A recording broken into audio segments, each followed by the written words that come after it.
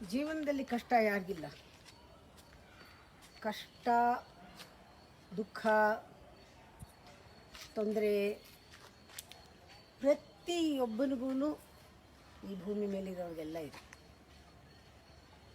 ಕಷ್ಟ ಇಲ್ಲ ಅನ್ಬೇಡಿ, ಆದರೆ ಅದನ್ನು ತಗೊಳ್ಳೋ ರೀತಿ ಪ್ರತಿಯೊಬ್ಬರು ಬೇರೆ ಬೇರೆ. ಟೈಮ್ ಚೆನ್ನಾಗಿಲ್ಲ ಅಂದ್ಬಿಡ್ತೀವಿ. ಸಂತೋಷವಾಗಿದ್ದರೆ ನಮಗಿಷ್ಟ ಬಂದಂಗೆಲ್ಲ ಆದರೆ ಟೈಮ್ ತುಂಬ ಚೆನ್ನಾಗಿದೆ ಅಂತ ಹೇಳ್ತೀವಿ.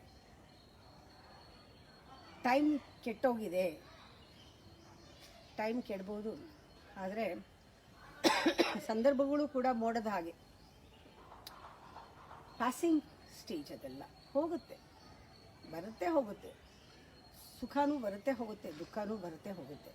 ಕೆಟ್ಟದ್ದು ಬರ್ತಾ ಹೋಗುತ್ತೆ, ಒಳ್ಳೆಯದು ಬರುತ್ತೆ ಹೋಗುತ್ತೆ, ಎಲ್ಲ ಬರುತ್ತೆ ಹೋಗುತ್ತೆ. ಕೆಟ್ಟ ಜೀವನ ಅಂತಿಲ್ಲ. ಕೆಟ್ಟ ಟೈಮ್ ಇರ್ಬೋದು, ಕೆಟ್ಟ ಸಮಯ ಇರ್ಬೋದು, ಕೆಟ್ಟ ಜೀವನ ಅಂತಂತೂ ಇಲ್ಲ.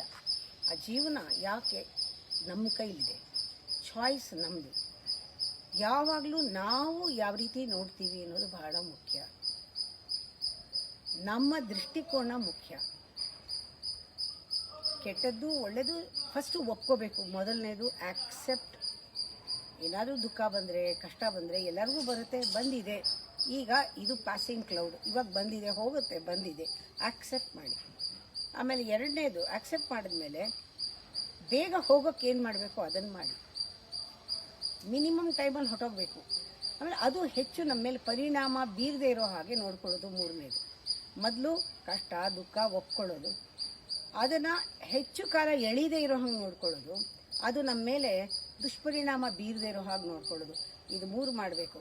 ಎಲ್ಲರಿಗೂ ಕೆಟ್ಟ ಕಾಲ ಬರುತ್ತೆ ಹೋಗುತ್ತೆ, ಒಳ್ಳೆ ಕಾಲನೂ ಬರುತ್ತೆ ಹೋಗುತ್ತೆ, ಆದರೆ ಜೀವನ ಮಾತ್ರ ಯಾರಿಗೂ ಕೆಟ್ಟದ್ದಲ್ಲ, ಎಲ್ಲರಿಗೂ ಕೂಡ ಒಳ್ಳೆಯದೇ ಆಗೋದು.